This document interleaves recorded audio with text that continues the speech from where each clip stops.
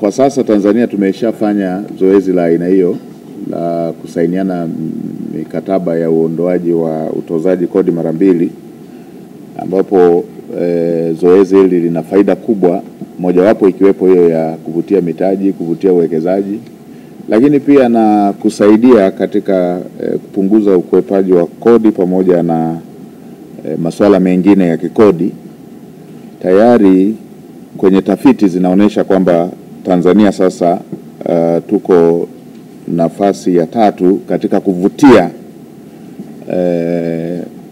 uwekezaji pamoja na kuvutia mitaji kwa nchi za kusini mwa jangwa la Sahara, na hii ni kwa mujibu wa ripoti ya KPMG ya mwezi wa 10 mwaka 2023, ambapo sasa tuliposainiana na wenzetu hawa na sisi kama lango la biashara pamoja na mizigo na bidhaa zinazotoka mashariki mwa Asia, tayari tutakuwa tumefungua soko pamoja na mitaji kwenye lango la kuingilia Jumuiya ya Afrika Mashariki pamoja na jumuiya yetu ya SADC.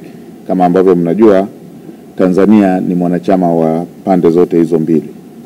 Kwa hiyo leo hii tunawashukuru wenzetu wa Czech Republic kwa kutenga muda wao ili tukamilishe jambo hili, na tunaamini kwamba hatua hii itafungua hatua za kuvutia uwekezaji, itafungua hatua za kuvutia mitaji, na itasaidia katika zoezi zima la kudhibiti masuala ya utozaji wa kodi mara mbili, lakini na mianya ya ukwepaji wa kodi na masuala mengine yote yanayohusiana na masuala ya kikodi.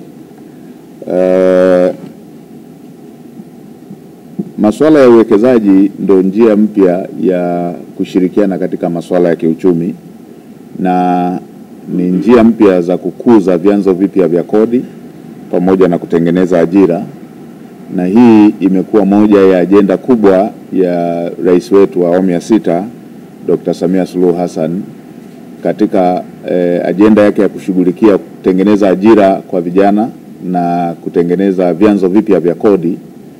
Anatengeneza mazingira ya kuvutia uwekezaji pamoja na mazingira bora ya kuvutia mitaji. Kwa hiyo tukushukuru Mheshimiwa Balozi, shukuru timu zetu za wataalamu za pande zote ambazo zimeshughulikia na kukamilisha mkataba huu ambao tumeusaini leo, na kwa niaba ya serikali tunakuhakikishia kwamba tutaendeleza ushirikiano huu ambao Tanzania, Jamhuri ya Muungano wa Tanzania imekuwa nao pamoja na Jamhuri ya Czech. Asante sana. I would like to take note and acknowledge the presence of key high-level officials of the government of the United Republic of Tanzania, and I would like to do the same as what you have just done, to express really gratitude and appreciation to both negotiation teams, because to conclude any international bilateral agreement, it's not easy, and the teams were able to come to agreement quite quickly, frankly speaking. To my knowledge, there were 3 rounds of negotiations, very efficient. So we are really happy to have signed the agreement today. Asanteni sana.